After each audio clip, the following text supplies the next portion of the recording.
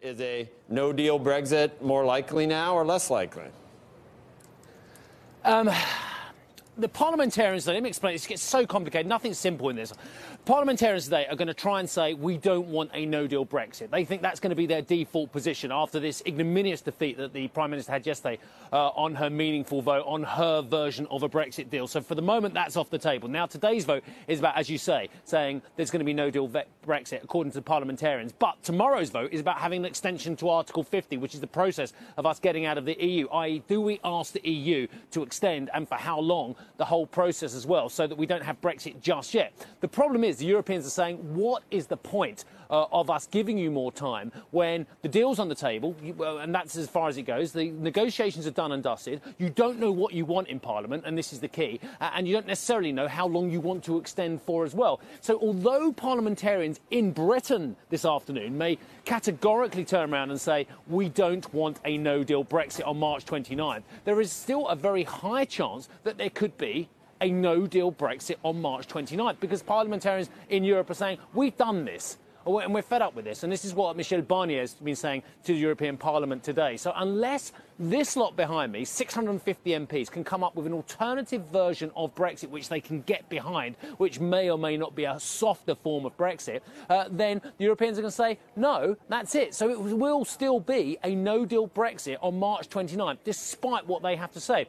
And I spoke today to a man that Kenneth Clarke, the former Home Secretary, once called the greatest Eurosceptic of them all. It's a chap called Bill Cash, and he's been a Eurosceptic ever since the early 90s. And there was a thorn in the side of Mrs Thatcher and a thorn in the side of Mr Major, who was the Prime Minister after her as well. I spoke to him today, and he's pretty much one of the de facto leaders of the hardcore, hard-right Tory MPs who want a hard Brexit as well. And he showed no sign of climbing down in any way, shape or form. He said he had a great empathy for Mrs May, who was really struggling yesterday. She's got a terrible cold in her throat, and you can hardly hear her speak. When she's got to speak today on Prime Minister's Questions Time, she's got to do the vote today, and then she's got to do the debate as well. But I spoke to this chap very quickly, Mr Cash, and I said, is that your high watermark for a high Brexit? Is it going to be a soft Brexit or no Brexit now? He said, not of the sort. We compare this to the American struggle for independence against George III. That's how important we see this as a principle. Back to you. All right, thanks, Steve Sedgwick. Will we know in 6 months, Steve? It's possible we won't. And that's the honest truth. We could have another 2-year extension to this under certain scenarios. I honestly don't think we'll necessarily know in 6 months. Right. I do see some interesting comments from, what's his name, Moog Reese. He said, you know, there's about a no-deal Brexit, saying that there's countries all over the world that are doing fine in trade and in every other area that aren't part of the EU. So it's like the fear, or the things would just come to a grinding halt if you didn't have the EU. I don't know. But then you've got other people that are petrified even about the contagion if it's a no-deal Brexit.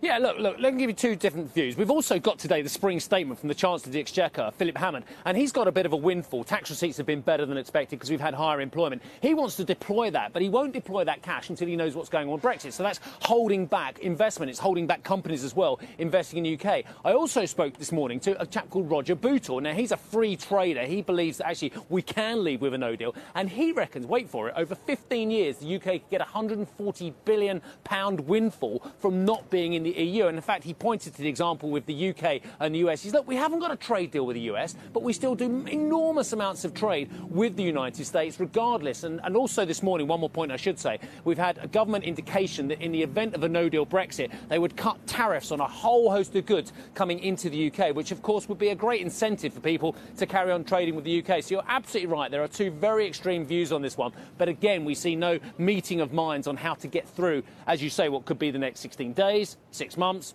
2 years. It is a mess, I have to say.